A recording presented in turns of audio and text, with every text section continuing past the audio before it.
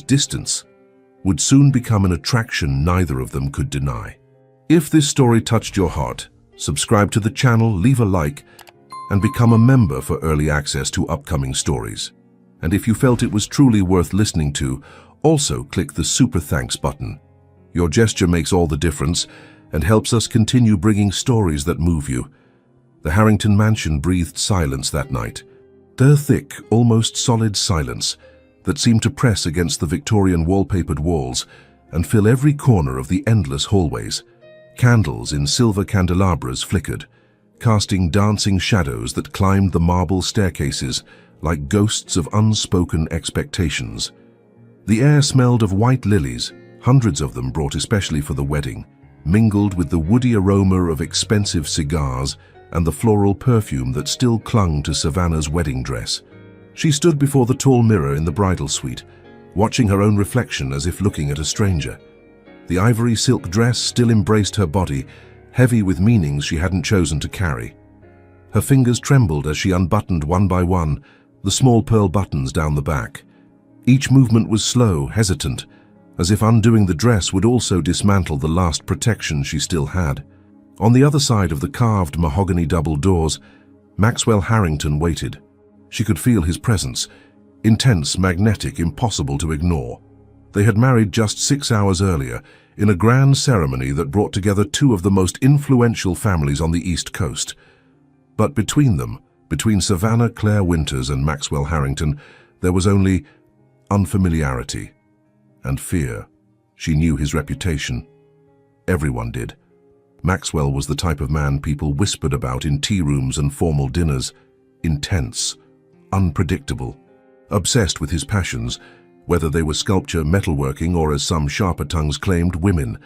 There were stories about his explosive temper, about how he hammered metal in the forge through entire nights when something disturbed him, about how his dark eyes could burn through a person, reading secrets she didn't even know she was keeping.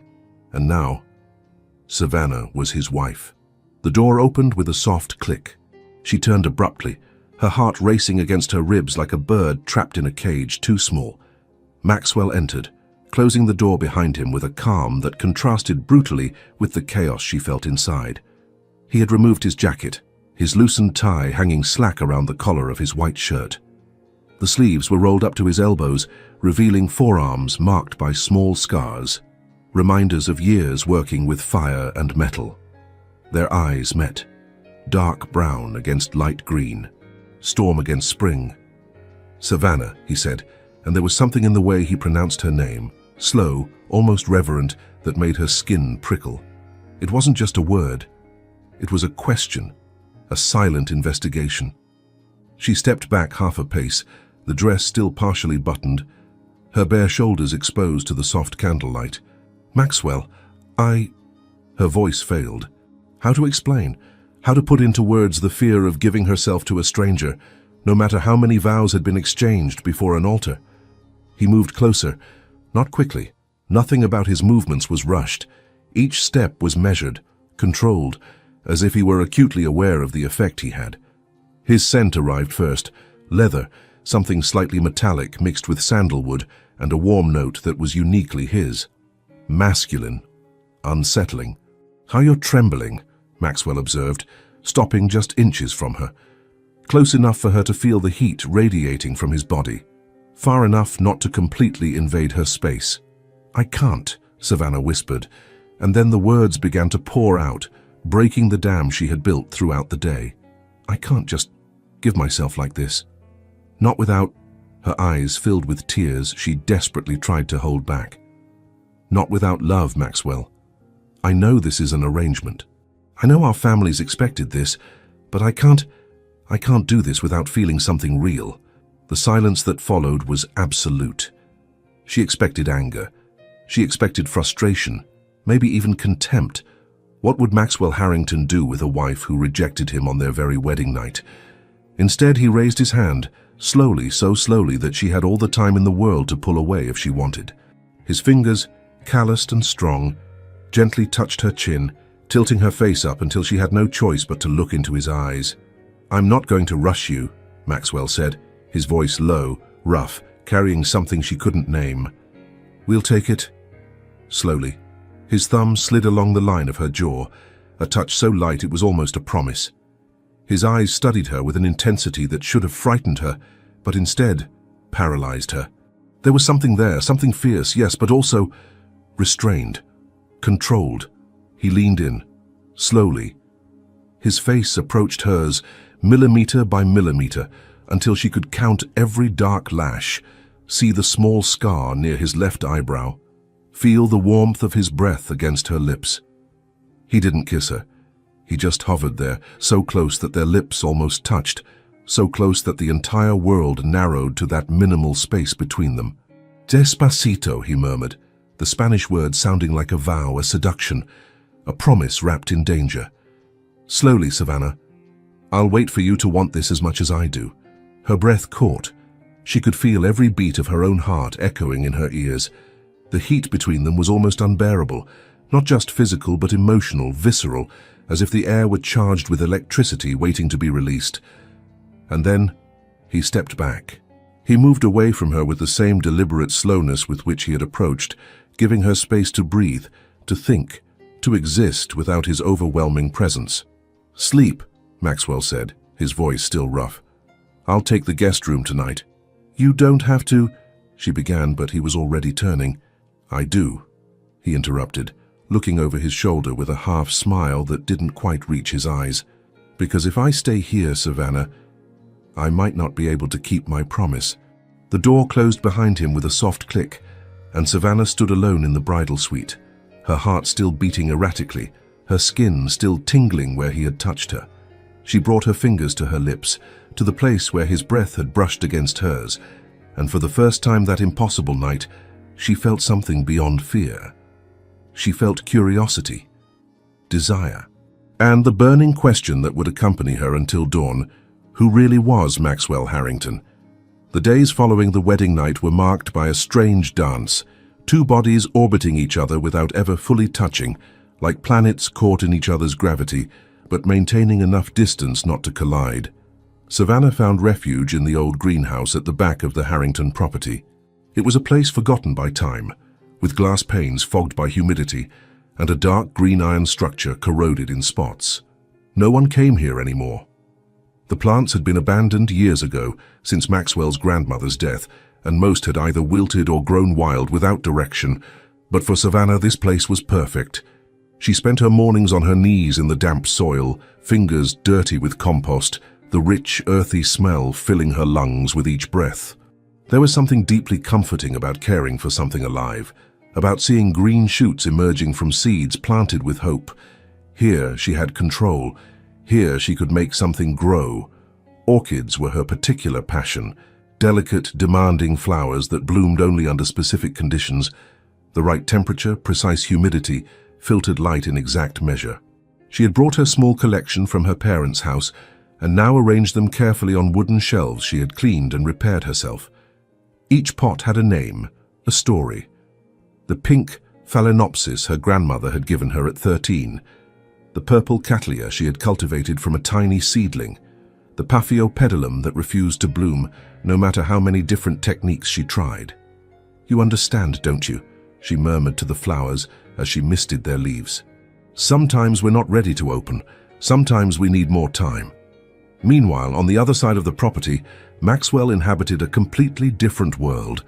His studio was in the converted old stable, a tall, spacious room with exposed wooden beams on the ceiling and enormous windows that let in northern light.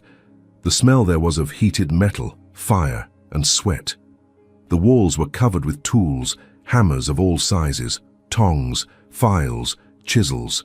In the center, the forge glowed like a beating heart, incandescent coal radiating heat that made the air shimmer.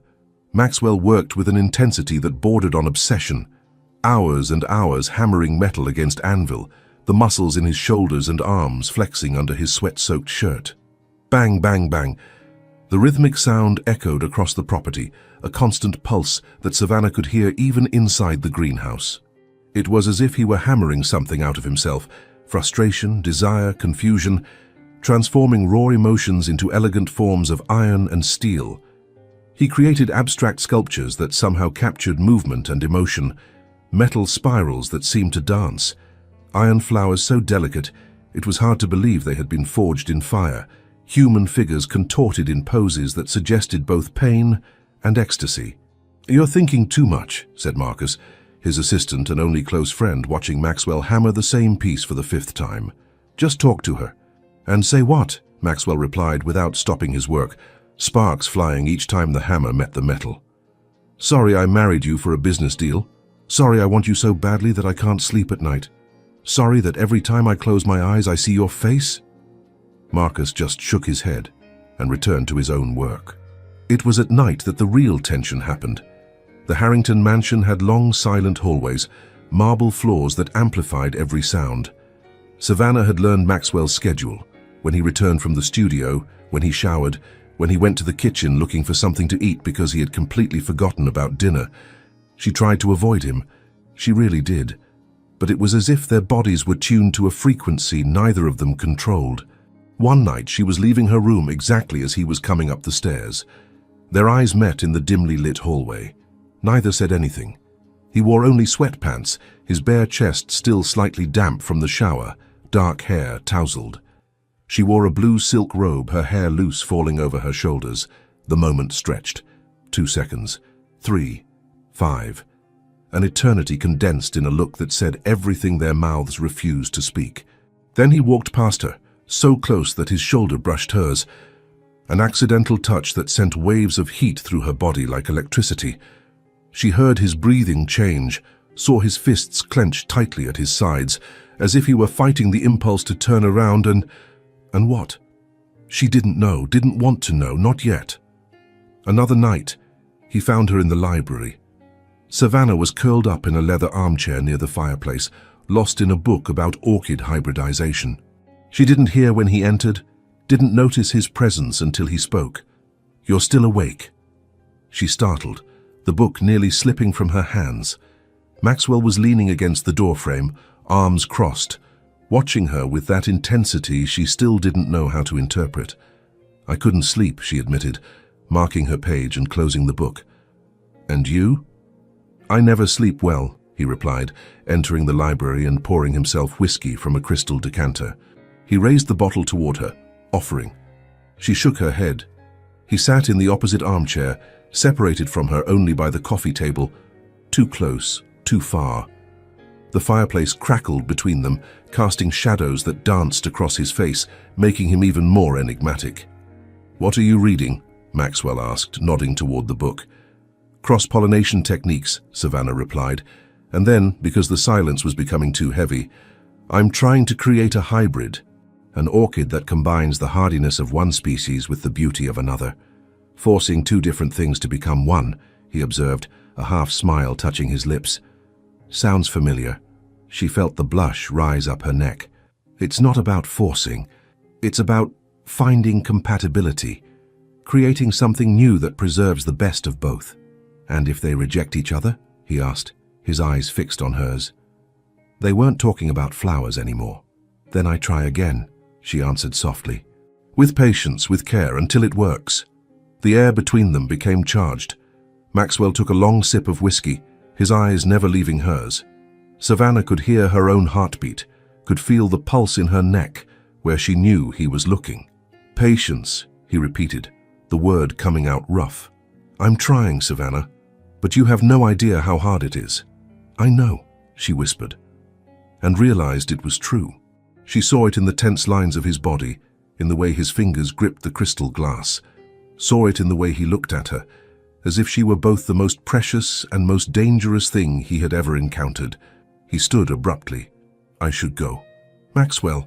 She didn't know what she was going to say, didn't know if she should ask him to stay or thank him for leaving. But as he passed her chair, his hand brushed her shoulder, just for a second, just the lightest of touches. But it was enough to ignite every nerve in her body.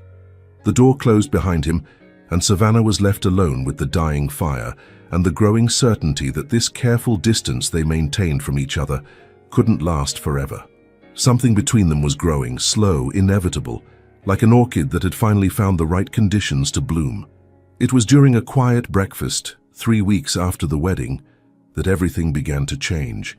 Savannah sat at the long dining room table, the same one where dozens of Harringtons had taken their meals over generations. Morning light streamed through the tall windows, illuminating the fine porcelain and polished silverware. She nibbled at a piece of toast without much interest, her eyes scanning the pages of an auction catalogue that had arrived in the mail. Maxwell entered, hair still damp from his shower, wearing a white linen shirt and dark trousers. He had started having breakfast with her in recent weeks, a silent habit neither commented on, but both seemed to value. These were the only moments of the day when they shared the same space without the dangerous electricity that charged their nighttime encounters. "Good morning," he murmured, pouring himself coffee from the silver pot. "Good morning," she replied, turning a page of the catalogue. He sat in the chair beside her, not at the opposite end of the table as would be expected, but close enough that she could smell his aftershave, something citrus mixed with cedar. "What's that?" Maxwell asked, nodding toward the catalogue with his cup. "A rare book auction in London," Savannah explained, a touch of enthusiasm entering her voice for the first time. "There are some incredible first editions, an original Darwin, an Audubon." Her fingers slid over a specific image, caressing it almost reverently. "And this." Maxwell leaned in to see better, so close that his shoulder touched hers. She didn't pull away. "The genus Orchidaceae, a complete study," he read aloud. 1847. What's special about it?" Savannah's eyes lit up. "It's the definitive work on orchids from the 19th century. The author, Dr. Edmund Whitmore, spent 30 years traveling the world, documenting every species he found. There are hand-drawn botanical illustrations, detailed habitat descriptions. It's practically a Bible for anyone who works seriously with orchids." She sighed, closing the catalogue. "I've been looking for a copy for years, but it's extremely rare. Only 200 copies were printed, and most are in museums or private collections. Why don't you bid on it?" Maxwell asked, studying her face with that intensity she was beginning to recognize, as if he were memorizing every detail, every expression. Savannah gave a short laugh. "Did you see the starting bid? £15,000, and it'll go much higher. I can't justify spending that much on a book, even if it is—" She stopped, biting her lower lip. "It's just a dream anyway." Maxwell said nothing, just took a sip of coffee, but Savannah felt his gaze linger on her for a few more seconds before he returned to his own plate. The conversation shifted to other trivial subjects: the weather, his plans for the day in the studio, her mention that some of the greenhouses needed repairs. It was a familiar dance now, this careful exchange of words that never went too deep, that never touched the true abyss of unspoken things that existed between them. 3 weeks passed. Savannah completely forgot about the conversation about the book. It was a rainy Thursday afternoon when the delivery arrived. Savannah was in the greenhouse, as always, transplanting a particularly delicate Vanda orchid, when she heard the distant doorbell of the mansion. She didn't think much of it. Mail and deliveries arrived constantly for the Harringtons. But then, Mrs. Thornton, the silver-haired housekeeper who ran the house with military efficiency, appeared at the greenhouse door with a peculiar expression on her face. "Mrs. Harrington," she said, and Savannah still startled every time she heard that name applied to her. "There's a package for you.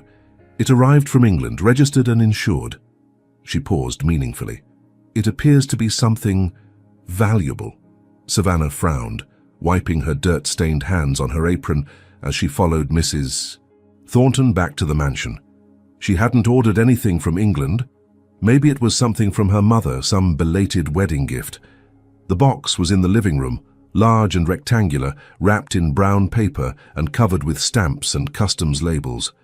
Her name was written in black ink, Mrs. Savannah Harrington. With trembling hands, and not understanding why, she began to open the package. Layers of tissue paper, bubble wrap, and then finally, emerging like an archaeological treasure being unearthed. "Oh my God," Savannah whispered, her hands flying to cover her mouth. It was the book, the genus Orchidaceae, a complete study. The dark green leather binding was surprisingly well preserved, the gilt edges still gleaming. She opened it reverently, the smell of ancient pages and century-old ink rising to meet her. The illustrations were even more breathtaking in person. Vibrant watercolors showing orchids in extraordinary detail, every stamen, every petal, every root rendered with scientific precision and artistic beauty. Her hands shook so badly she nearly dropped the book. Tears began streaming down her face unbidden, blurring her vision. "Mrs. Harrington," Mrs. Thornton asked, concerned, "are you all right?" Savannah couldn't speak. There was a small card between the pages. She pulled it out with trembling fingers and read the words written in strong, decisive handwriting she recognized immediately. "For the woman who understands that some things can't be forced. They just need the right conditions to bloom. M." "How did he—" Savannah began, but her voice failed. "How did he get this?" It was then that she heard footsteps on the stairs. She turned to see Maxwell coming down, still wearing his work clothes from the studio. Jeans speckled with soot, a grey t-shirt clinging to his body with sweat. He stopped on the last step when their eyes met, his expression cautious, almost vulnerable. "How did you even—" Savannah whispered, holding the book against her chest, as if it were the most precious thing in the world. Maxwell descended the last step, approaching slowly. "I listen," he said simply, his dark eyes fixed on hers. "When you talk about the things you love, your whole face changes. Your eyes light up. Your voice gets softer. I wanted—" He stopped, running his hand through his hair, in a gesture she was beginning to recognize as nervousness. "I wanted to see that look directed at something I could give you." "Maxwell, this must have cost a fortune," she began, but he shook his head. "Money doesn't matter. You matter." He took another step. They were only inches apart now. "I know this marriage didn't start the way either of us wanted. I know you're scared of me, of this, of us, but Savannah—" His hand rose, hesitant, before gently touching her face, his thumb wiping a tear from her cheek. "I want you to be happy here. Even if we never—" He didn't finish the sentence. He didn't need to. Savannah looked at him, really looked, for the first time since the wedding.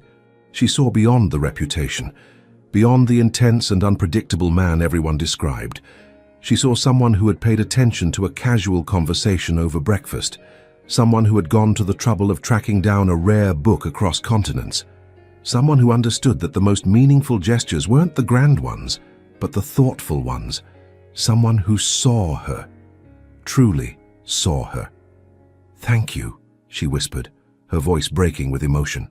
And then, without thinking too much, without weighing consequences, she leaned in and pressed her lips against his cheek, a soft, chaste kiss that lasted only a second, but seemed to shift the gravity of everything between them. When she pulled back, she saw the expression on Maxwell's face, surprise, hope, and something more intense, more profound, that made her heart race. "Read it," he said, his voice rough. "And then, maybe, tell me about your favorite species. I want to understand what you see in them." Savannah nodded, unable to form words, watching him climb the stairs back to his room.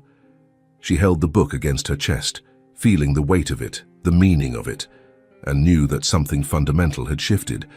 Maxwell Harrington wasn't the man she thought he was, and she was beginning to want to discover who he really was. Victoria Harrington's arrival was announced not by phone call or advance warning, but by the unmistakable sound of a black Bentley's tires crushing the gravel of the circular driveway. Savannah was in the greenhouse when she heard it, her fingers buried in damp soil as she repotted a phalaenopsis that had finally developed roots healthy enough for a larger pot. She didn't think much of it initially. The Harrington property received occasional visitors, Maxwell's business partners, suppliers for the studio, distant family members. But then Mrs. Thornton appeared at the greenhouse door, her habitually serene face marked with tense lines of concern. "Mrs. Harrington," she said, and there was a tone of warning in her voice. "Your mother-in-law has arrived, Mrs. Victoria Harrington. She's waiting in the living room." Savannah felt her stomach clench. She had met Victoria briefly during the wedding, a tall, elegant woman in her 60s, with blonde hair perfectly arranged in a French twist, impeccable designer clothes, and a look that seemed to evaluate and find fault in everything it saw. The matriarch of the Harrington family, The woman who had arranged the marriage between Savannah and Maxwell as if negotiating a corporate merger. "I'll clean up first," Savannah said, looking at her dirty hands and soil-stained apron. "She said it was urgent," Mrs. Thornton replied with a sympathetic look. "Said to get you immediately." Savannah swallowed hard and nodded, wiping her hands as best she could on a damp cloth before following Mrs. Thornton back to the mansion. Each step felt too heavy, as if she were walking toward an execution. Victoria Harrington stood in the center of the living room, perfectly composed in a beige Chanel suit, examining a bronze sculpture on the mantel as if evaluating its market value. She turned when Savannah entered, and her gaze swept over the younger woman from head to toe, registering the hair pulled into a messy bun, the simple clothes, the dirt still visible under her nails. "Savannah," she said, the name sounding like a disappointment. "How rustic you look." "Mrs. Harrington," Savannah replied, forcing politeness into her voice. "I didn't know you were coming today. If you had warned me—" "Would you have hidden in your little greenhouse?" Victoria interrupted, sitting gracefully in an armchair as if it were a throne. "That's all I hear about from the staff, that you spend every waking hour playing with flowers while my son works himself to exhaustion in that studio." Savannah felt the flush rise up her neck, but kept her voice steady. "I'm not playing. I cultivate rare orchids, some of them. I didn't come here to discuss your hobbies," Victoria cut in again, her tone sharp as broken glass. She crossed her legs, her hands perfectly folded over her knee. "I came to discuss your duties as Mrs. Maxwell Harrington." "My duties?" "Yes, your duties." Victoria tilted her head, studying Savannah with cold, calculating eyes. "You've been married for almost 2 months now." 2 months, Savannah. "And yet I hear from certain sources that you and Maxwell still maintain separate bedrooms, that there hasn't been any consummation of this union." Savannah's blood ran cold. "With all due respect, Mrs. Harrington, that's not your—" "It's absolutely my concern." Victoria stood, her voice growing harder. "Do you think I arranged this marriage for romance, for love?" She laughed, a humorless sound. "I arranged it because the Harrington line needs to continue. We need an heir. Your job, dear girl, is to provide one." "My job?" Savannah repeated, anger beginning to replace the initial shock. "I'm not a broodmare." "No," Victoria agreed coldly. "You're a Harrington wife, which comes with expectations. My son is 32 years old. He needs a family. He needs children to carry on the legacy that 6 generations built. And you—" She stepped closer, each word punctured like a dagger. "You need to stop being such a frightened little virgin and fulfill your obligations." Tears stung Savannah's eyes, but she held them back fiercely. "You have no right—" "I have every right," Victoria interrupted. "I'm the one who saved your family from bankruptcy, the one who paid your father's debts, the one who made sure your mother could keep her precious social standing. You owe the Harringtons everything, Savannah. Everything.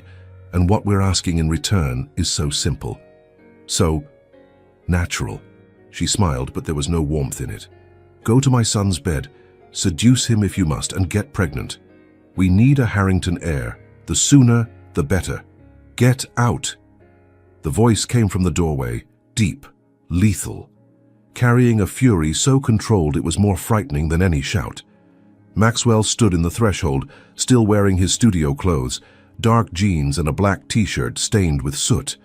His hair was disheveled, probably from running his hands through it repeatedly, but it was his eyes that made Victoria take a step back, dark eyes burning with an intensity Savannah had never seen before. "Maxwell," Victoria began, recovering her composure, "I was just having a conversation with your wife about treating her like property." Maxwell entered the room, and there was something predatory in his movements. He positioned himself between Savannah and his mother, a physical shield. "About humiliating her, about reducing our marriage to—" "What, a breeding contract?" "Don't be dramatic," Victoria replied, but her voice had lost some of its earlier confidence. "I'm simply stating facts. The Harrington family needs—" "The Harrington family," Maxwell interrupted, his voice low and dangerous, "doesn't need anything.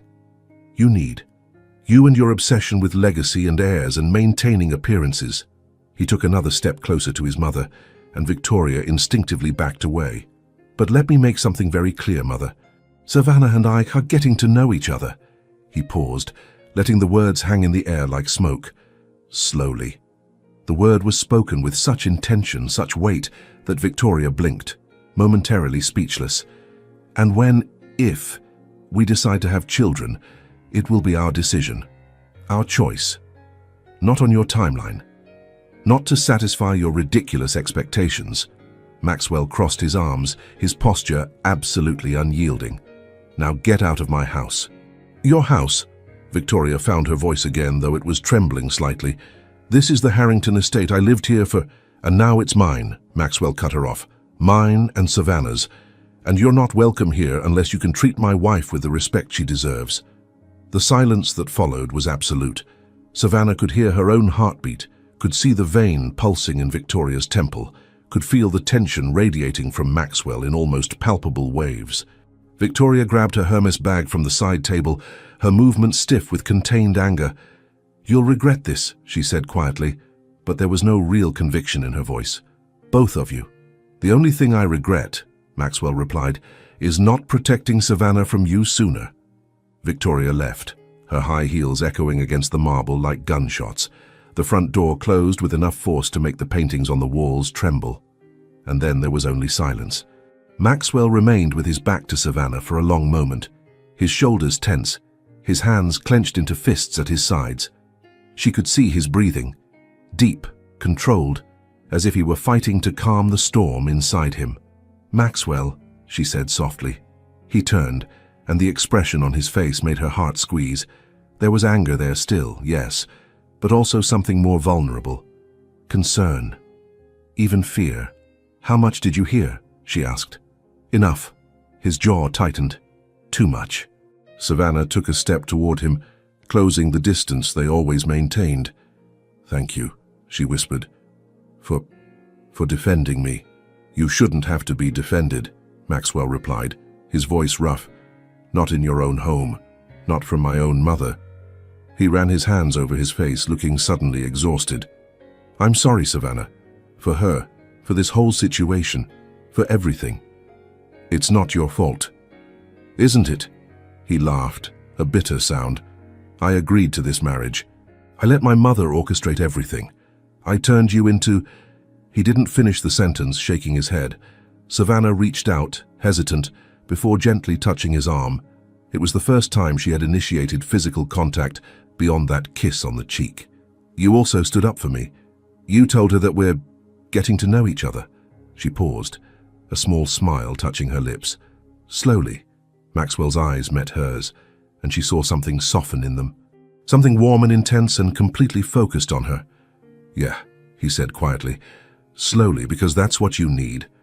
And what you need," his hand covered hers, still resting on his arm, "is more important than what anyone else wants. Including me." Their touch, skin against skin, warmth against warmth, lasted only a few seconds before Savannah pulled away. But it was enough to shift something between them. When she returned to the greenhouse later, her hands were still trembling. But not from humiliation or fear, from something completely different. 3 days after the confrontation with Victoria, Maxwell appeared at the greenhouse for the first time. Savannah was on her knees on a rubber mat, leaning over a low workbench where she had spread out gardening tools, terracotta pots, and a particularly stubborn cattleya that refused to adapt to its new substrate. Her hands worked with delicate precision, removing dead roots, examining each part of the plant like a surgeon studying a patient.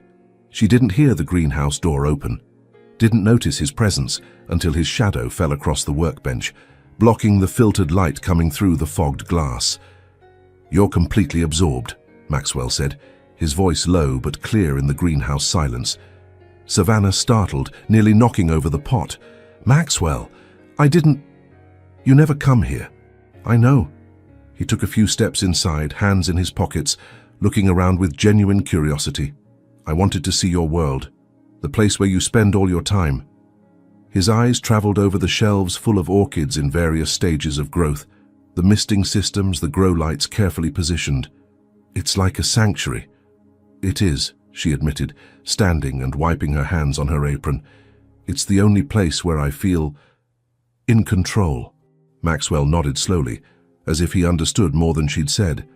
He approached a phalaenopsis in full bloom, white petals with a delicate yellow center. "Can I?" he asked, extending his hand. "You can touch it," Savannah said. "They're not as fragile as they look." He touched a petal with his index finger so gently he barely moved it. "Soft," he murmured, "like silk." His eyes met hers. "You have hands that create beauty, just like me. Only, your medium is alive." Savannah felt the flush rise up her cheeks. "What you create is art. What I do is just also art," Maxwell interrupted firmly. "Don't diminish it. There's artistry in knowing exactly what each living thing needs, in coaxing beauty from something that would wither without your care." The silence that followed wasn't uncomfortable. It was charged, yes, but in a different way, like static electricity before a storm. "I want to show you something," Maxwell said suddenly. "In my studio. Will you come?" Savannah hesitated.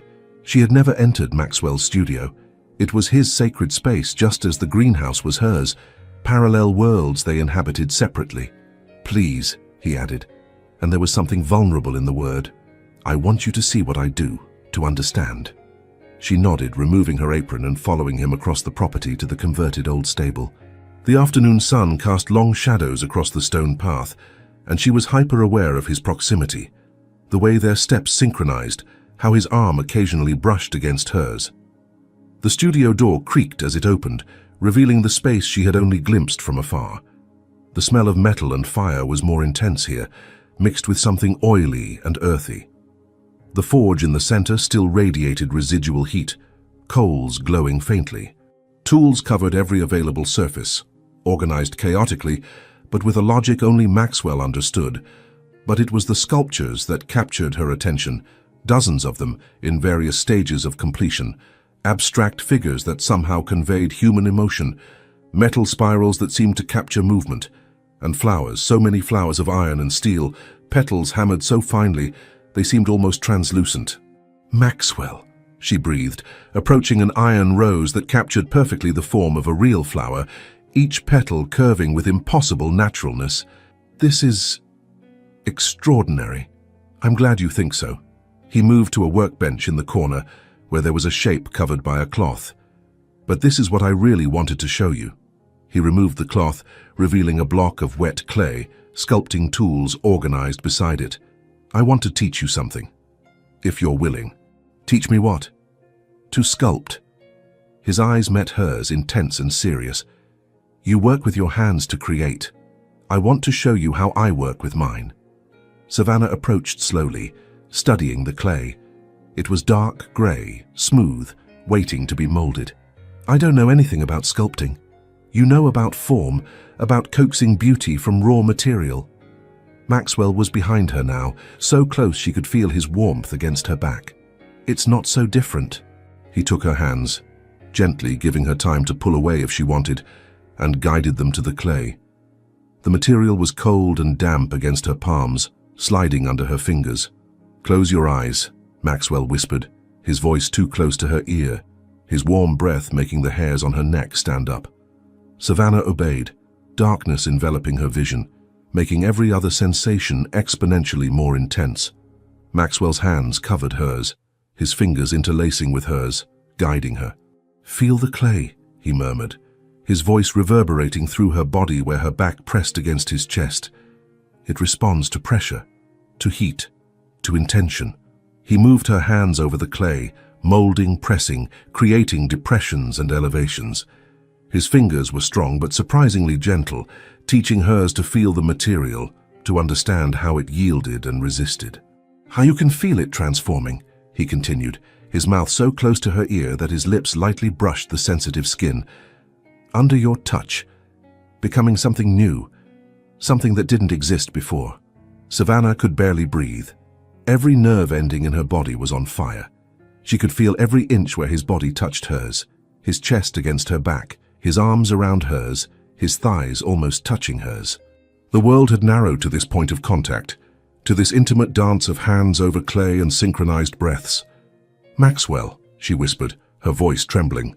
"I know," he replied, and she could hear the same tremor in his voice. "I feel it too." Their hands continued moving together, creating nameless forms, curves and hollows that followed no conscious design, but somehow felt perfect. His breath was warm against her neck, accelerating in sync with hers. "Open your eyes," Maxwell murmured. Savannah obeyed, blinking to adjust to the light. What they had created together was abstract, a form that suggested movement, emotion, union. It wasn't beautiful in the traditional sense, but it was honest. Raw. She turned, still within the circle of his arms, and suddenly their faces were inches apart. So close she could see golden flecks in his dark eyes, could count every lash, could feel every breath against her lips. Time stopped. The world went silent. There was only this, only the two of them, suspended in a moment of pure possibility. Maxwell raised a hand, still covered in clay, and touched her face, leaving a wet, cold mark on her cheek. His eyes asked a silent question, and for the first time, Savannah didn't pull away, didn't say no. Just waited, her heart pounding so hard she was certain he could hear it. But then Maxwell stepped back. Just one step, but it was enough to break the spell. "Not yet," he said, his voice rough with effort. Not until you're sure, absolutely sure." Savannah didn't trust her voice to respond. She just nodded, touching the place on her face where the clay had marked her skin, where his fingers had left their impression.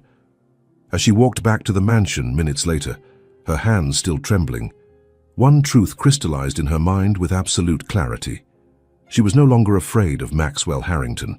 She was beginning to desire him, deeply, dangerously, and that frightened her much more. Ryan Alcott's arrival was like a stone thrown into still waters, creating ripples that expanded in ever-widening circles, disturbing the fragile peace that Savannah and Maxwell had built. It was a Saturday afternoon when he appeared, driving a bright red convertible that seemed ridiculously out of place on the austere Harrington property.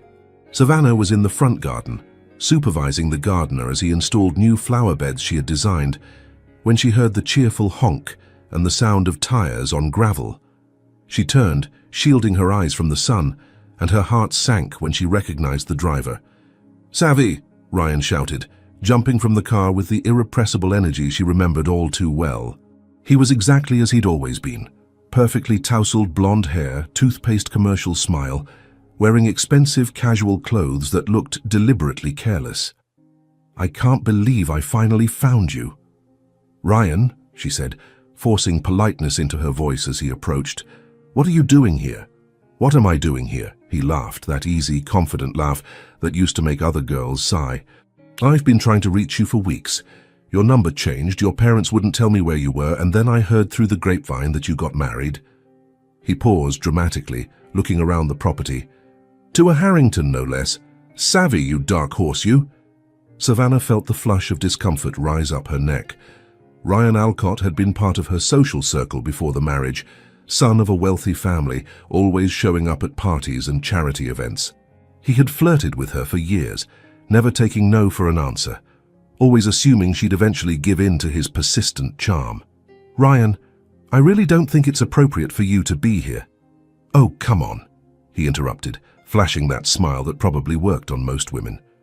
"We're old friends. I just wanted to see how you're doing. Make sure this Harrington guy is treating you right." He leaned closer, lowering his voice conspiratorially. "I heard he's kind of intense, temperamental. You know I always worried about you." "I'm fine," Savannah said firmly, stepping back to create distance. "More than fine. And Maxwell is what?" The voice came from behind her, low, dangerous, carrying something that made the temperature drop several degrees. Savannah turned to see Maxwell walking toward them from the studio, still wearing jeans and a black t-shirt stained with soot. His hair was disheveled, probably from running his hands through it while working. But it was his eyes that made Savannah's stomach clench, dark, intense, fixed on Ryan with an expression she'd never seen before. Jealousy, pure and undisguised. "Maxwell," she began. But he walked past her without looking, positioning himself between her and Ryan like a physical shield. "Who are you?" Maxwell asked, and though his voice was calm, There was an undercurrent of threat in it. Ryan, either very brave or very stupid, extended his hand with that confident smile still on his face. "Ryan Alcott, old friend of Savannah's. I was just in the area and thought I'd stop by to say hello." "No, you weren't," Maxwell cut him off, ignoring the extended hand. "You tracked down my wife's address and showed up uninvited. That's not being in the area. That's stalking." "Maxwell," Savannah protested, mortified. "that's an overreaction." "Is it?" Maxwell finally looked at her, and the intensity in his eyes silenced her. "You told him to leave. I heard you, and yet he's still here." Ryan raised his hands in a placating gesture, though the arrogance was still there beneath the surface. "Look, man, I don't want any trouble. Just wanted to check on an old friend." "She doesn't need you to check on her," Maxwell interrupted, taking another step closer to Ryan, using his height and physical presence to intimidate. "She has me for that. Her husband." "Right," Ryan said slowly, finally reading the situation. "The husband. Got it." He looked over Maxwell's shoulder at Savannah. "Savvy if you ever need anything." "She won't," Maxwell cut in again, "because she has plans. With me, every night, starting tonight." His eyes bore into Ryan. "And every night after that. So whatever you were hoping for, forget it." The silence that followed was charged with palpable tension. Savannah could feel the anger radiating from Maxwell in waves, could see the way his fists clenched at his sides, as if he were fighting the urge to do something far more physical. "I should go," Ryan finally said, backing toward his car. "Good to see you, Savvy. Congrats on the marriage." They watched in silence as he got into the convertible and drove away, tires spitting gravel in his haste to leave. The moment the car disappeared from view, Savannah turned on Maxwell, anger replacing shock. "What the hell was that?" she demanded, crossing her arms. "Me protecting you from a guy who clearly can't accept that you're not interested," Maxwell replied, his jaw still tight. "Protecting me?" Savannah gave a humorless laugh. "You embarrassed me. You treated Ryan like I was your property." "He was hitting on you," Maxwell exploded, finally letting the anger leak out. "Right in front of our house, and you were being too polite, too accommodating." "I was being civilized," Savannah shouted back. "Something you clearly don't know how to be. You can't just claim ownership over me like I'm one of your sculptures. That's not what I was doing, isn't it?" She took a step closer, meeting fire with fire, telling him, "I have plans with you every night, marking your territory. I'm not yours, Maxwell, not the way you were implying." Something flashed across his face. Pain, perhaps, mixed with anger. "You're right," he said, his voice dropping dangerously low. "You're not mine. Because even after everything, after the book, after the greenhouse, after the studio, you still pull back every time I get too close. You still flinch when I touch you. That's not fair, isn't it?" He threw her own words back. "I've been patient, Savannah. So fucking patient. Waiting for you to feel something, anything that isn't fear or obligation. Watching you light up when you talk about flowers but shut down every time I try to get closer. And then this guy shows up flirting with you, acting like he has some kind of claim." "He doesn't," Savannah interrupted, tears of frustration stinging her eyes. "But neither do you. Not really. This marriage was arranged, remember? Neither of us chose this." "I chose to try," Maxwell said, his voice breaking slightly. "I chose to respect your pace. I chose to—" He stopped abruptly, running his hands over his face. "Forget it. Clearly that wasn't enough." He turned to leave. "Maxwell, wait." Savannah reached out, but he was already walking away, shoulders tense, steps quick toward the studio. The door slammed behind him with a finality that echoed across the property. Savannah stood alone in the garden, the sun still shining ironically on a day that had turned dark. The tears finally fell, hot and bitter, streaming down her cheeks. She wasn't being fair. She knew that. Maxwell had been patient, had been thoughtful, had respected her boundaries even when she could see how much it cost him, and she had thrown it back in his face. That night, the mansion was quiet in a different way. Not the comfortable silence they'd developed, but something heavy and suffocating. Savannah could hear the distant sound of metal being hammered, bang, bang, bang. Maxwell working his anger out at the forge as he always did. She lay in her bed, staring at the ceiling, the fight replaying in her mind. His words echoed, "I chose to try." Clearly that wasn't enough. She had hurt him. She'd seen it in the way his voice broke, how his eyes closed for a fraction of a second before he turned away. And for the first time since the wedding, Savannah asked herself, what did she really want? Did she want to continue this careful dance of closeness and distance? Or was she ready to take the next step? The sound of metal being hammered continued late into the night, a lonely, furious pulse that seemed to ask the same question she couldn't answer. 3 days passed in glacial silence. Maxwell didn't show up for breakfast, didn't cross paths with her in the hallways, didn't send messages through Mrs. Thornton. It was as if he had withdrawn completely, taking refuge in the studio where the constant sound of metal being worked became the melancholic soundtrack of the mansion. Savannah tried to focus on her orchids, but even her sanctuary felt empty without the possibility of him appearing. She hadn't realized how much she'd gotten used to his presence, the casual encounters, the glances that lasted a second too long, the electric tension that existed between them even when they weren't touching. And now, nothing. Just absence.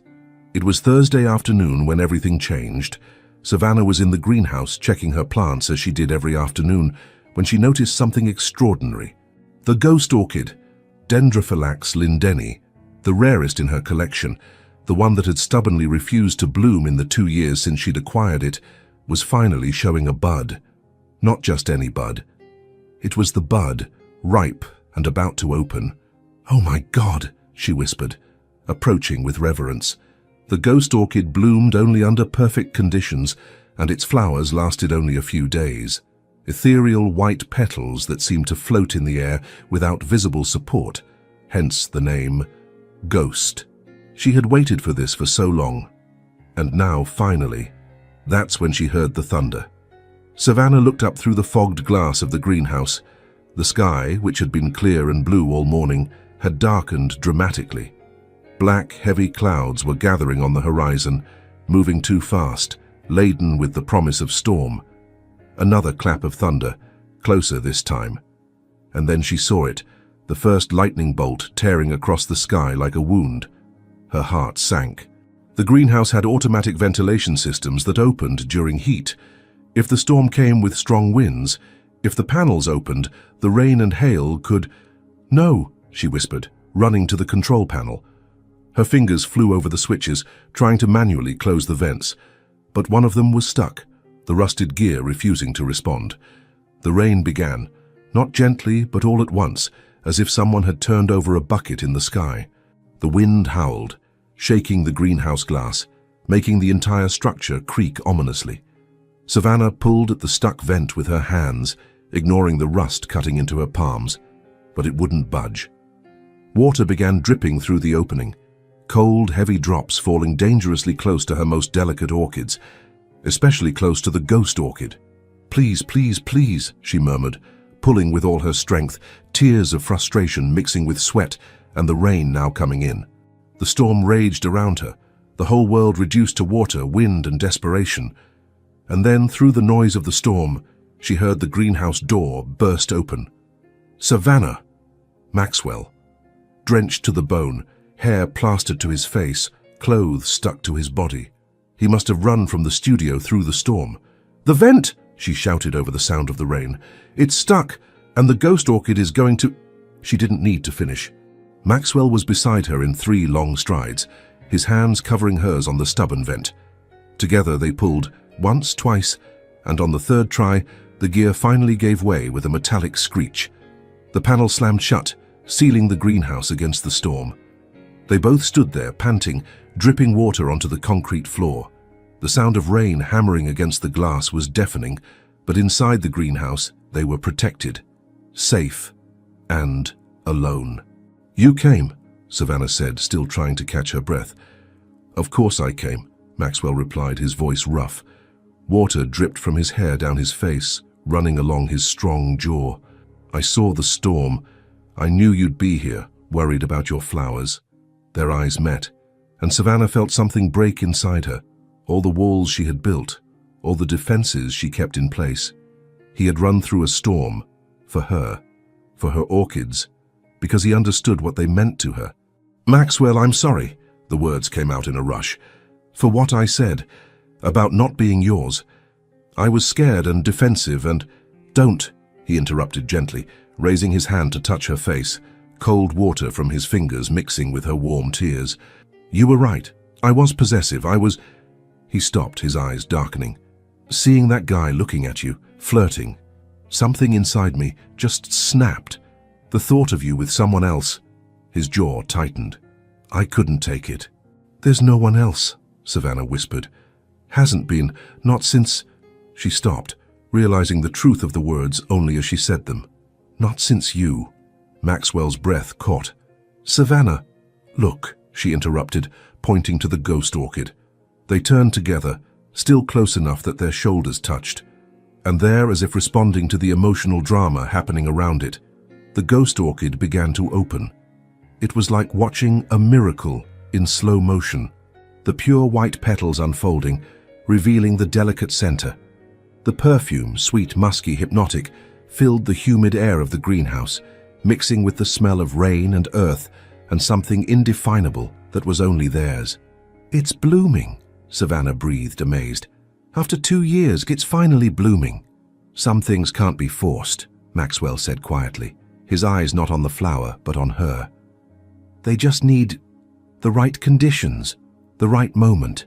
Savannah turned to look at him, and what she saw in his face took the air from her lungs.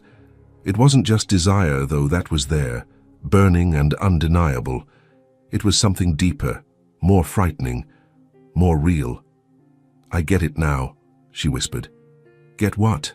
Why you waited? Why you were so patient? Her hands moved to his face, fingers tracing the strong line of his jaw. Because this needs to be real, needs to be chosen, not forced, not rushed. Savannah. Her name on his lips was a prayer, a question, a plea. And then, for the first time, she was the one who closed the distance. Her lips met his, soft at first, tentative, like the first petal of a flower opening. But then Maxwell responded, his hands sliding to her waist, pulling her closer, and the kiss deepened, changed, transformed into something urgent and necessary.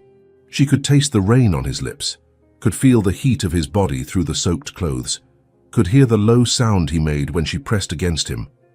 Her hands moved up to his wet hair, fingers tangling in the dark strands, holding him close as the kiss continued, not gentle now but hungry, as if they were trying to make up for all the days of distance, all the nights of repressed desire. Maxwell's hands slid down her back, down to her waist, fingers digging in slightly through the damp fabric. He turned her, pressing her gently against the workbench, and she arched against him, every point of contact sending sparks through her body. God, Savannah, he murmured against her lips, his voice wrecked. I've wanted, I've needed, I know, she whispered back. I know. Me too. The kiss deepened even more. Their tongues met, teasing, exploring, learning the taste of each other. His hands slid under her wet shirt, calloused palms against the soft skin of her back, and she shivered. Not from cold, not from fear, but from pure desire. Outside, the storm continued, rain hammering against the glass, thunder echoing like the heartbeat of the sky. But inside the greenhouse, wrapped in the perfume of the ghost orchid and each other's warmth, it was just them. Finally, completely. When they finally pulled apart, both breathing heavily, their foreheads touched. Maxwell cupped her face in his hands, thumbs stroking her wet cheeks. Are you sure? He asked, his dark eyes searching hers with fierce intensity. Because if we go further, I don't know if I'll be able to stop. Savannah smiled, small, intimate, just for him. I don't want you to stop.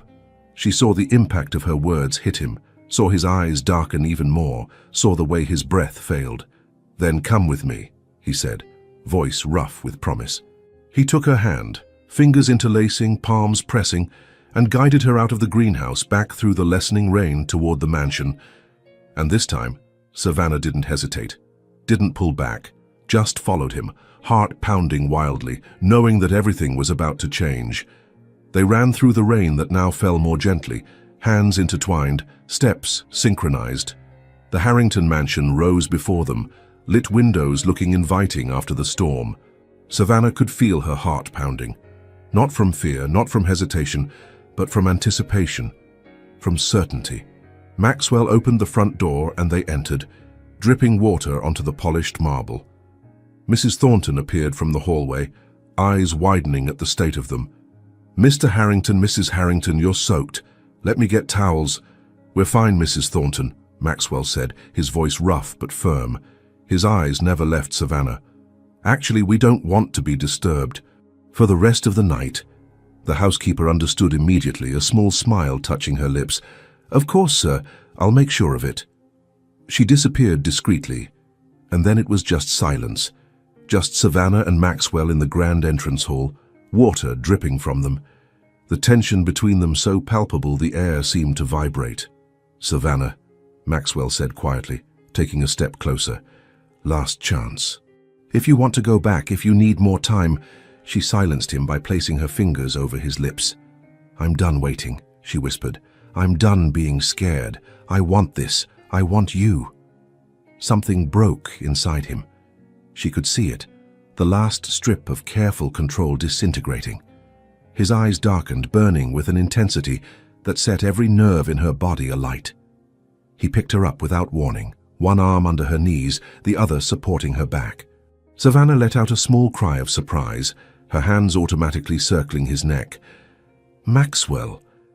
"I've waited long enough to carry you across this threshold," he murmured, beginning to climb the wide staircase toward the second floor, not letting the moment pass. She laughed, a genuine sound of joy that echoed through the empty hall.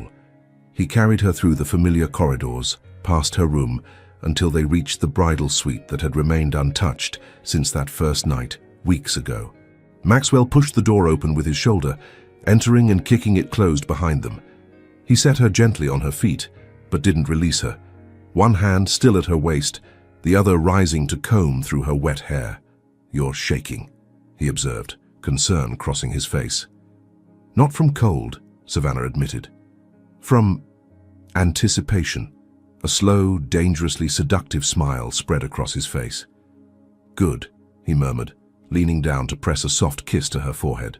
"Because I planned to make this worth every second you waited." His hands found the hem of her wet shirt, fingers brushing the exposed skin of her waist. "Can I?" he asked, always giving her choice, always making sure. "Yes," she whispered. He lifted the shirt slowly, reverently, revealing inch by inch of pale skin. When the fabric passed over her head, he let it fall to the floor without looking. His eyes were fixed on her, on the curve of her shoulders, the line of her neck, the way she trembled under his gaze. "Beautiful," Maxwell breathed. "So fucking beautiful." Savannah felt the blush spread across her chest, but didn't pull away. Instead, with hands trembling only slightly, she reached for the button of his wet shirt. "Your turn."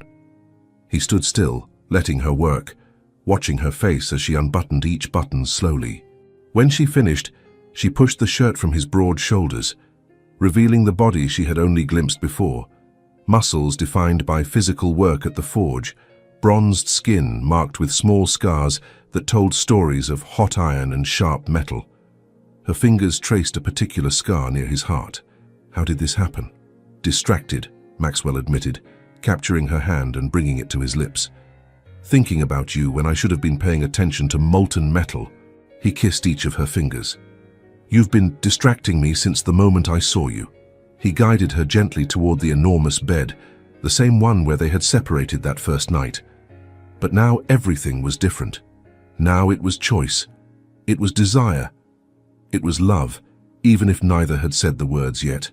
Maxwell sat on the edge of the bed, pulling her to stand between his legs. His hands slid along the curve of her waist, thumbs tracing patterns on sensitive skin.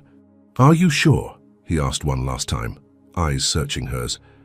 "Absolutely sure," Savannah answered by leaning down and capturing his lips in a kiss that left no doubt. Deep, urgent, full of promise.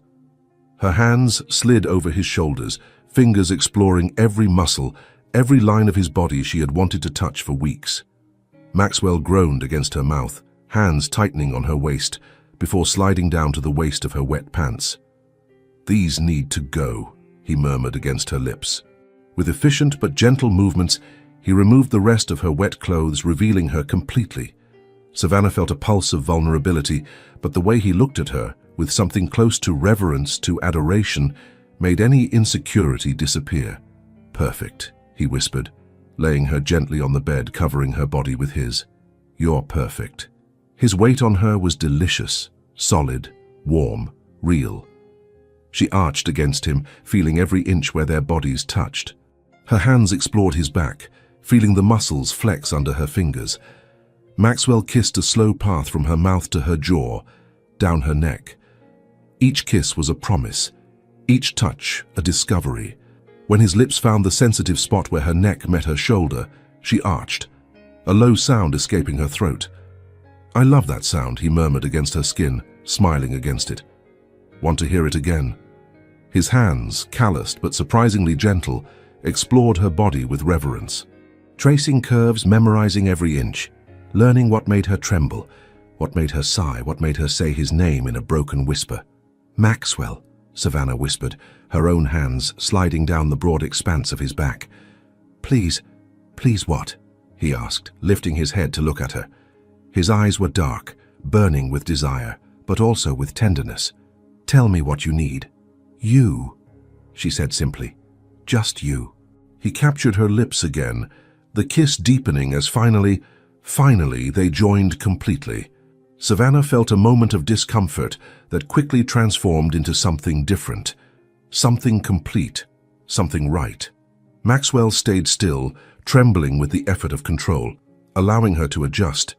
"Okay?" he asked, voice strained.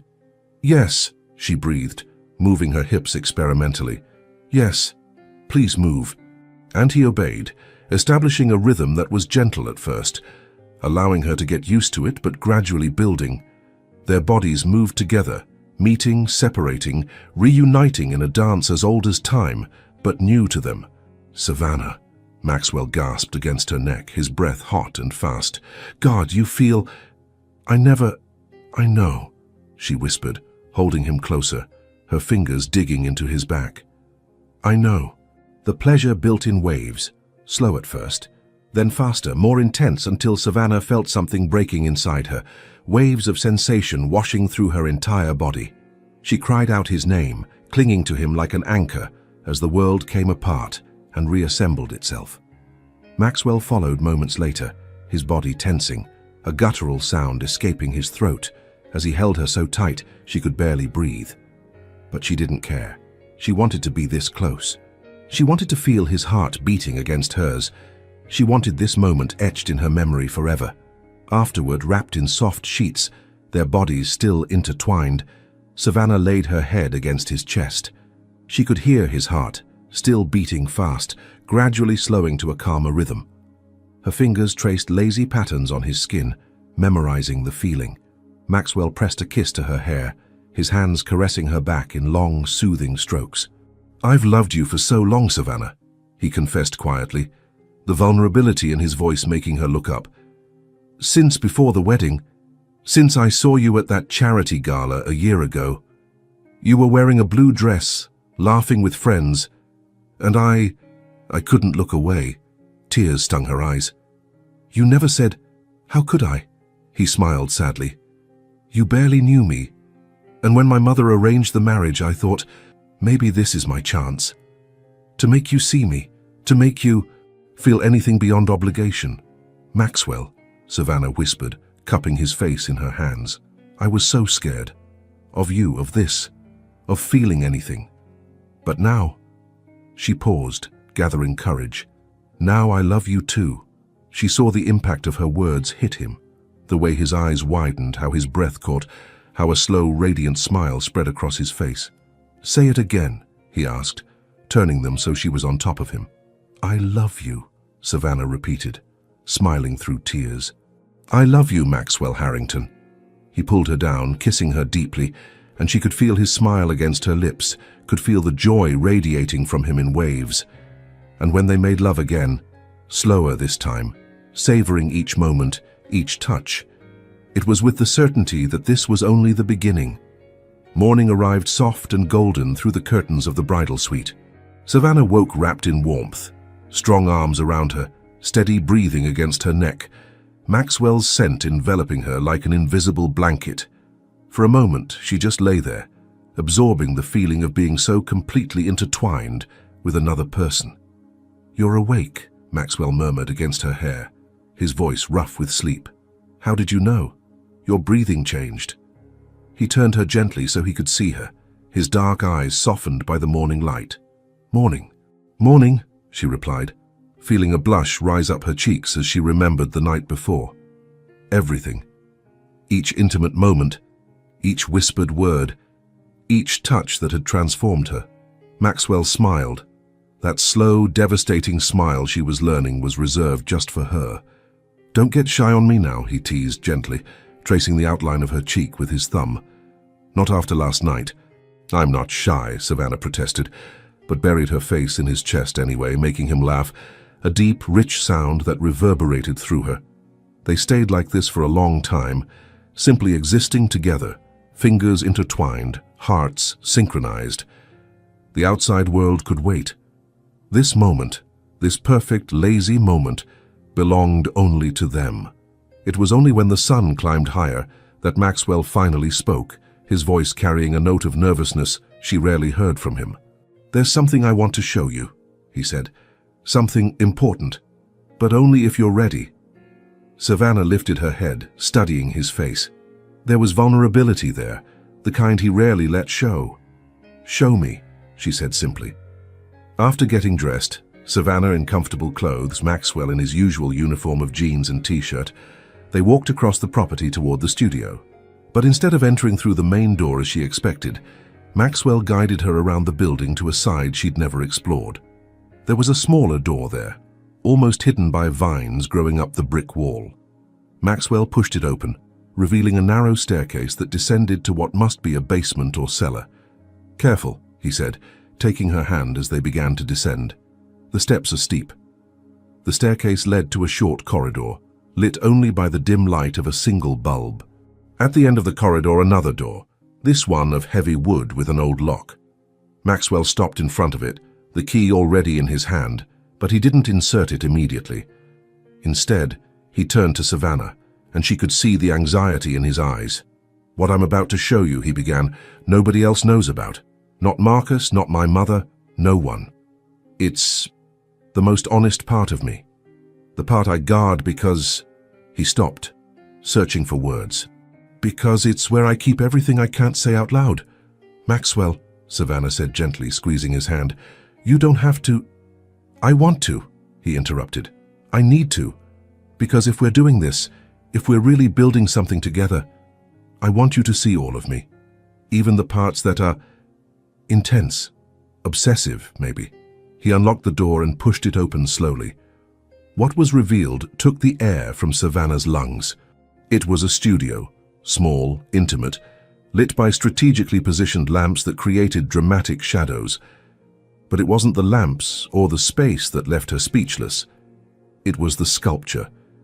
In the center of the room, on a pedestal of black marble, stood a life-sized female figure, made of polished bronze that captured and reflected light in soft waves. And the face, "Oh my God," Savannah whispered, approaching slowly. That's me." It was. Every detail captured with impossible precision. The curve of her cheeks, the shape of her lips, the exact angle of her nose. But it wasn't just technically perfect. It was emotional. The expression on the statue's face was one of serene contemplation, eyes slightly lowered as if observing something precious in her hands. And in her hands, also captured in bronze, were orchids, delicate metal flowers so finely worked they looked real, each petal individual, each stamen visible. "When—" Savannah began, but her voice failed. Tears were already streaming down her cheeks. "I started a year ago," Maxwell admitted, coming up behind her. "After that gala, couldn't get you out of my head.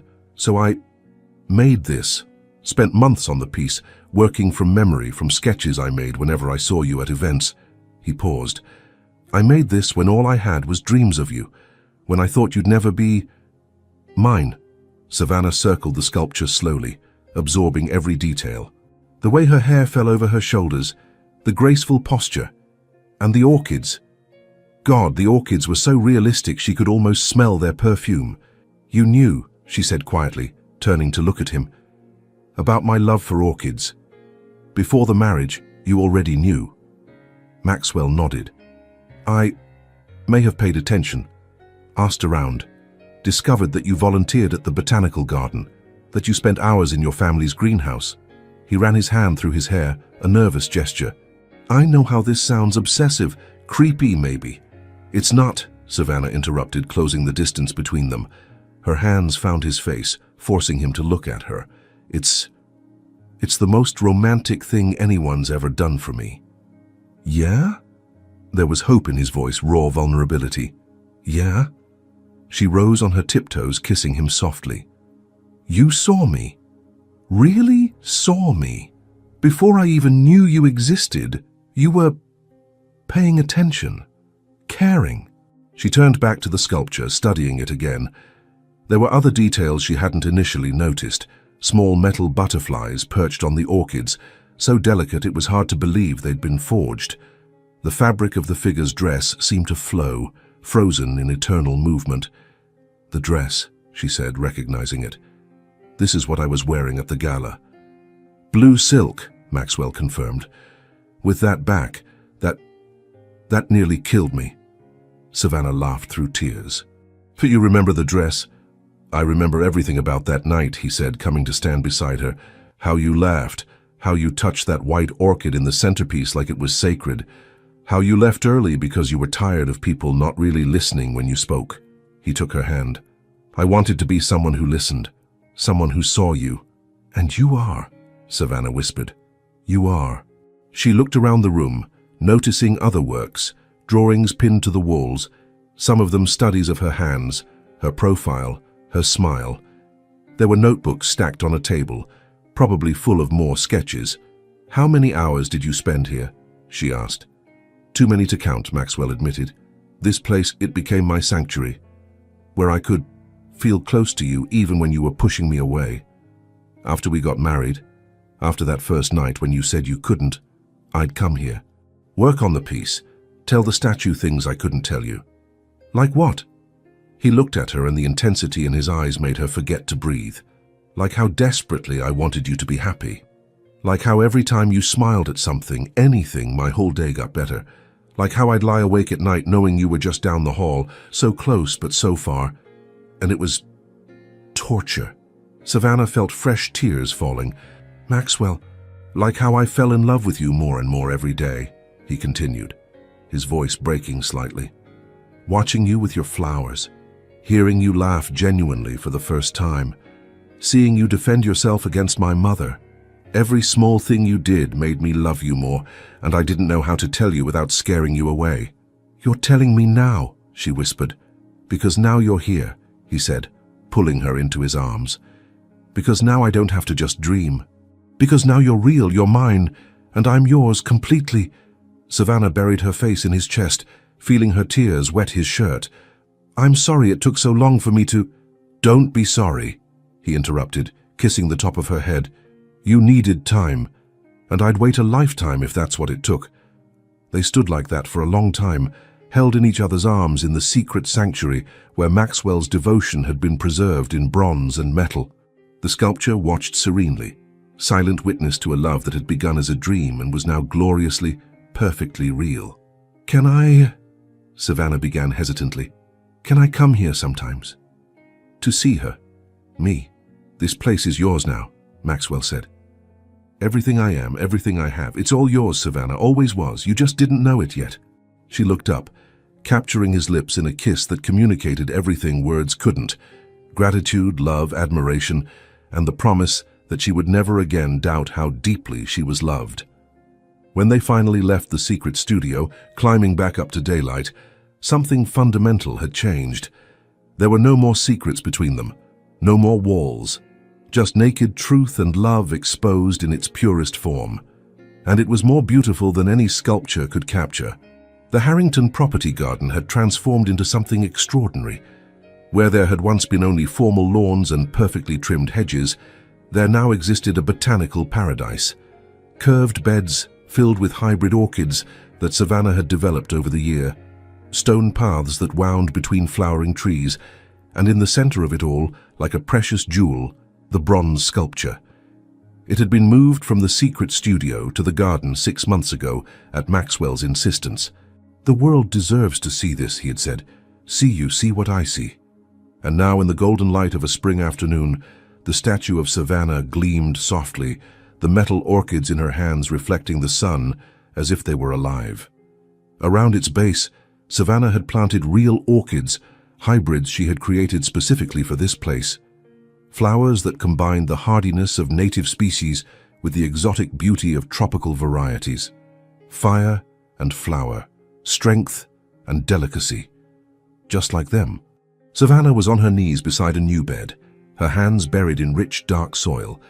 But her movements were slower now, more careful, because she was no longer alone in her body. At 8 months pregnant, her belly was prominent and round, stretching the floral cotton dress she wore.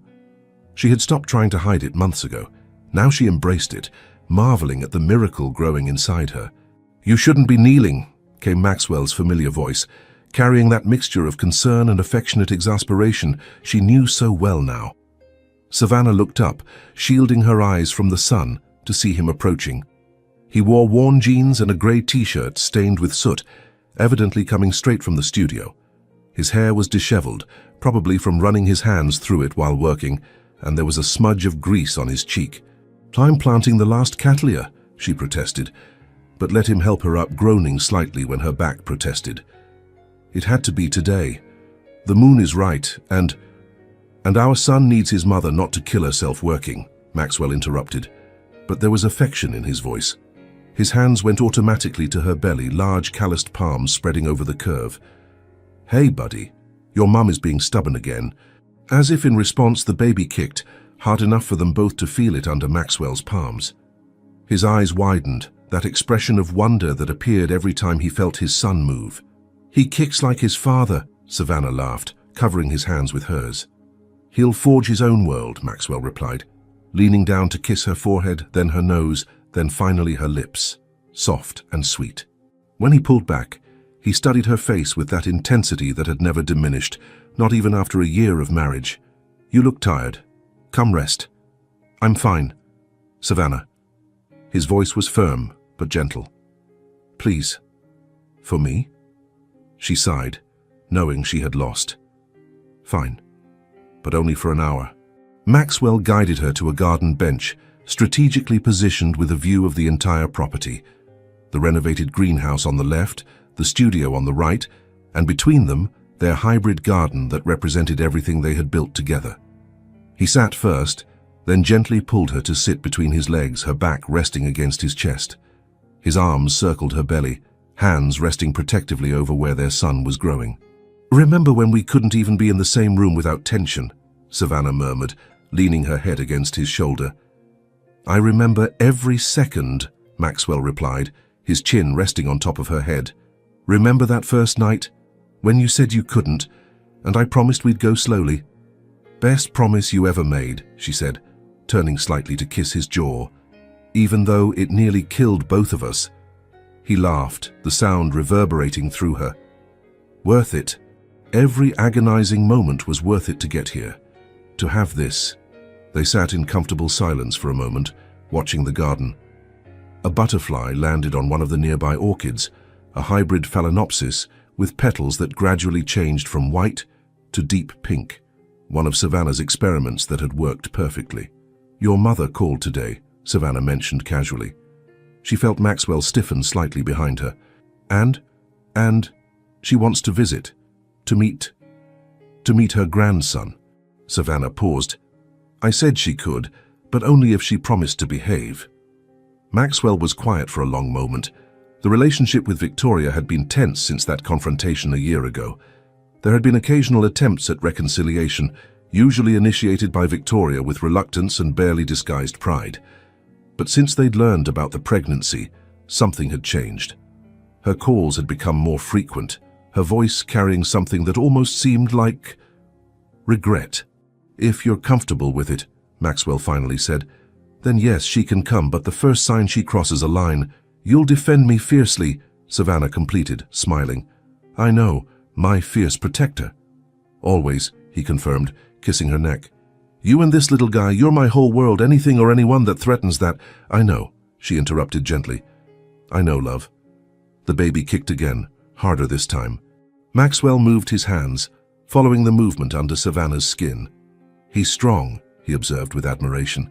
Takes after his father, Savannah replied. All that forging and hammering, it's in his blood now. And his love for beauty, Maxwell added. That's from you.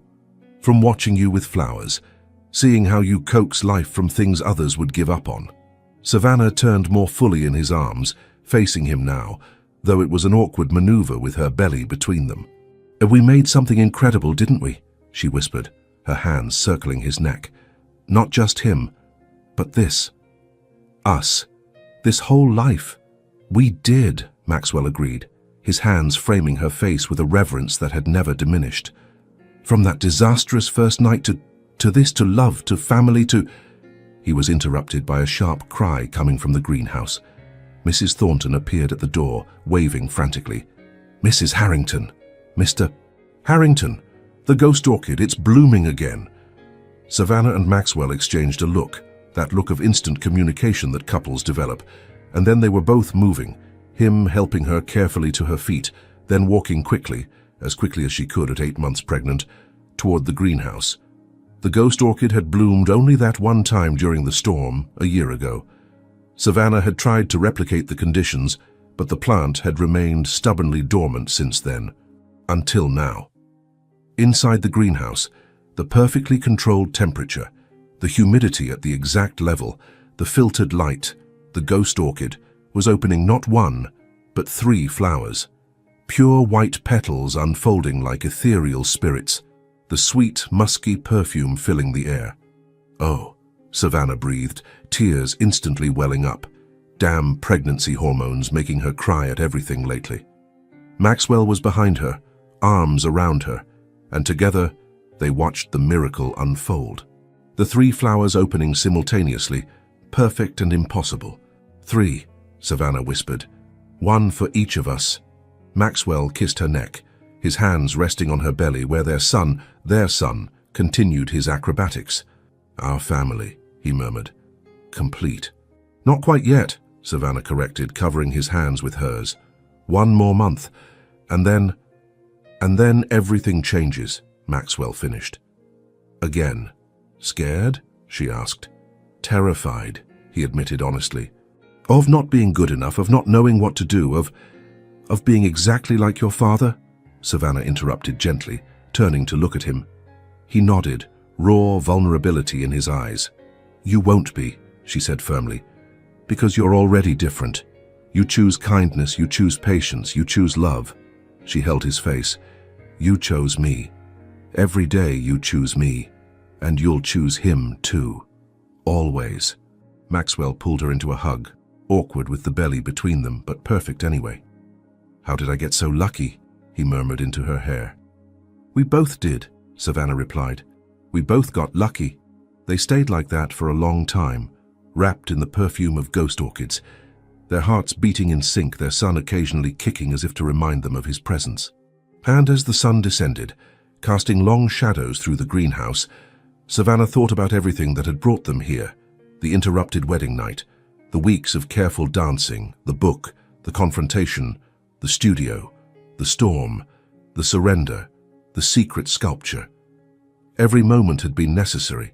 Every step, no matter how hesitant, had brought them to this perfect place, where fire met flower, where strength embraced delicacy, where 2 strangers had become everything to each other. I love you, Savannah whispered. I love you, Maxwell echoed, forever. And in the soft light of the greenhouse, with ghost orchids blooming around them and new life growing between them, they sealed their promise with a kiss. A beginning disguised as an ending, a family forged slowly, with patience and love. Perfect in its imperfection, theirs, completely theirs. Sometimes the most beautiful stories don't begin with love at first sight. They begin with fear, with hesitation, with 2 souls who need to learn not just to love each other, but to trust the rhythm of their own hearts. Savannah and Maxwell teach us that going slowly isn't weakness, It's wisdom, that respecting someone's boundaries is the deepest form of love, that sometimes the most powerful promises are those whispered in darkness, when all we have is faith that the other will wait. They transformed an arranged marriage into a work of art. They forged love where there was only obligation, and they proved that when two people choose every day to be together, not by contract, but by desire, they create something that neither the most intense fire can destroy, nor the most delicate flower can surpass. And you? When was the last time you allowed something or someone to grow in their own time, when you respected the natural rhythm of beautiful things? Maybe deep down, this story speaks to us too, about how we all deserve someone who says, "I'll go slow, I'll wait, because you're worth every second." If this story touched your heart, leave your like, subscribe to the channel, and tell us in the comments where you're listening from. Your support means everything and helps us continue bringing stories like this, stories about love, patience, and the courage to feel deeply.